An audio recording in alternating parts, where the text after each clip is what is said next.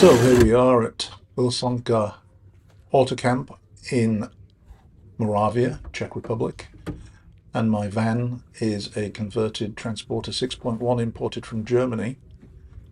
It is the Sylt Camper, which has a quite intriguing internal layout and a pop-up roof, as you can see, and I added a rooftop solar panel and an awning. So setup takes me about 10 minutes usually. And as you can see from the skies, this was a cold day, the very end of September, the end of the season. The site is one of those sites where it has a lot of permanent caravans, and everybody was basically taking down awnings and readying for the closed season. And I decided to go do an overnight camp in this location. So this is the setup of my van.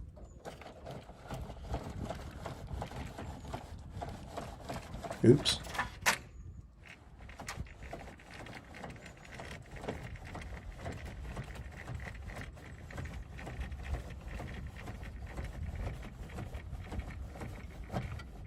I have to be a little careful with the awning because if I don't set it up quite right, the front passenger door scrapes on the frame of the awning, which I guess no one told me about until it happened. So I have to be pretty careful and make sure that you can open the door once I've got the awning up. Other than that, works like a treat. And once I've got my table and chair out, everything's perfect.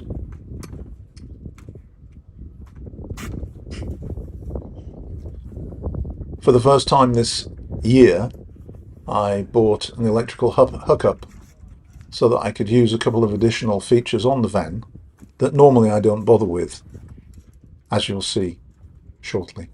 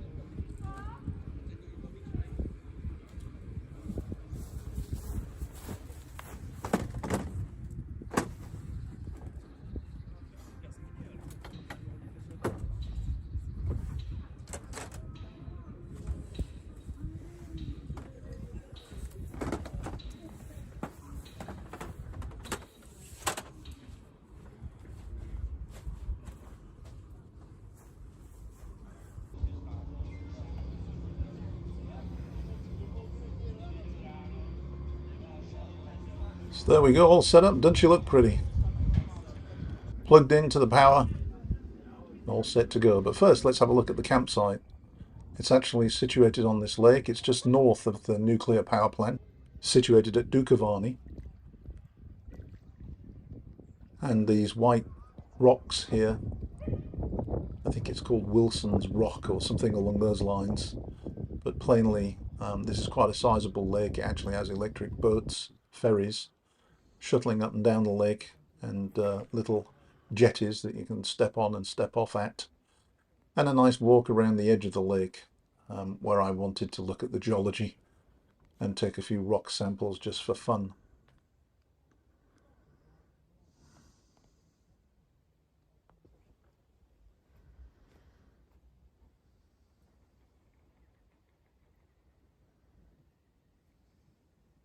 And once I'd had a good look around and stretched the legs a bit, it was time to head back to the van and watch the Hull City game, which I was able to do by using my phone as an internet connection and set up my iPad so I could watch the game on one hand and look at the pretty view on the other.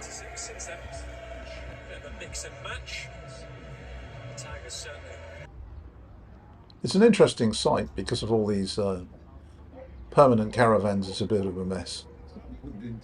So I'm plugged into the mains, and because I'm plugged into the mains, I have hot water, and I have this electric kettle that I can use when I'm plugged into the mains. Speeds everything up, but it's really nice to have hot water coming from the sink, but I can only have hot water when I'm plugged into the mains. So I'm solo camping this weekend in the van. Today I just I drove out here. It's a nice location. I've never been at this site before. Not sure it's a site that I really would have come back to, but it's nice. Nice views. And I had lunch in the shop, the restaurant here. I had schnitzel and mashed potato. And now I'm just making some spam for a spam sandwich for dinner. I'll have a cup of tea. And then I might just wander back to the restaurant and see if there's a beer. And in the morning, I intend to do a couple of 3 hours dowsing because the Templar line passes somewhere around here, I know for sure, and I'd like to add a few more spots. Meanwhile, I think I have a few more things to show you in the van that only happen when I'm able to plug into the power, which I normally don't bother doing because why would I? I have a solar panel, I'm self-sufficient. But hot water and being able to use an electric kettle sometimes seem appealing.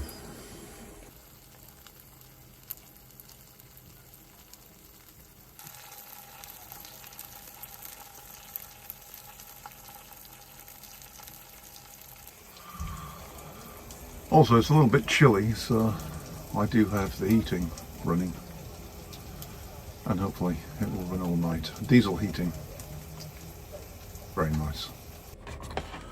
So let's give this a try. Yum.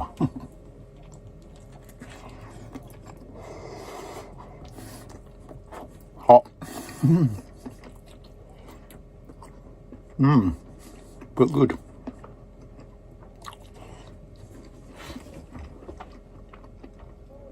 Camping food. Nothing better. Of course. Nothing with that ketchup, right? It's quite a luxury actually, having a electric kettle that works rather than having to heat on the stove. It looks like my gas is beginning to run low. Fortunately, I always carry a standalone gas cooker that I can use outside just in case. And it looks like I'll have to refill the gas bottle shortly. This campsite isn't that bad. The thing is it's just got all of these caravans that are here all summer. And it reminds me a bit of, like a van site in Withensea or somewhere on the east coast of England, especially with it being on a lakeside.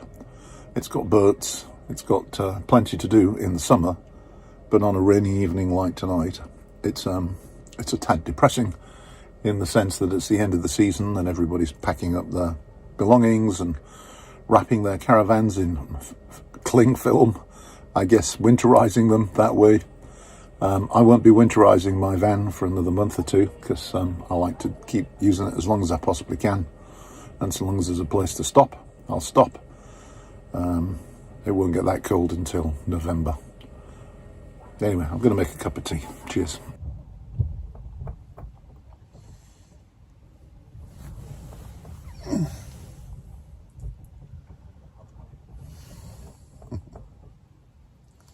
Morning.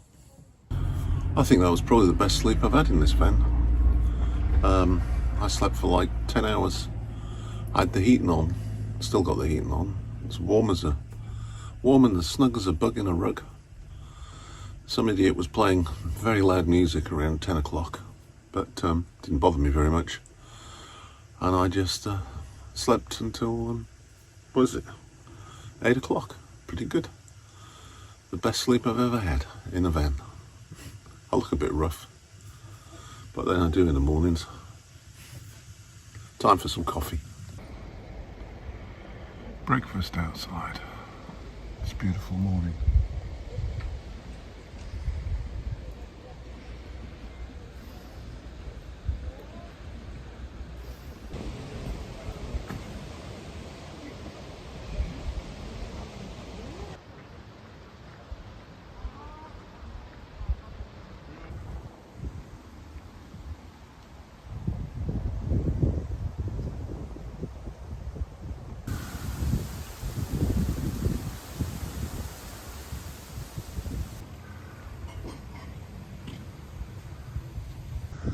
Trying to dry the awning off in the wind and the sun. It rained quite a lot during the night.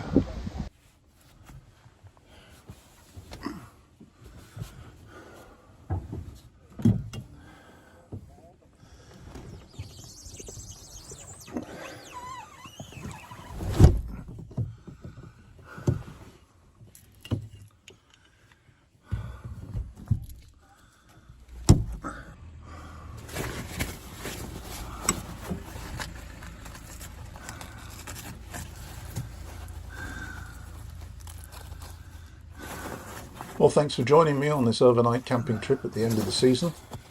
Hope you enjoyed seeing the van in action, and please do join me again. Please do subscribe, like, share. It really helps. Bye.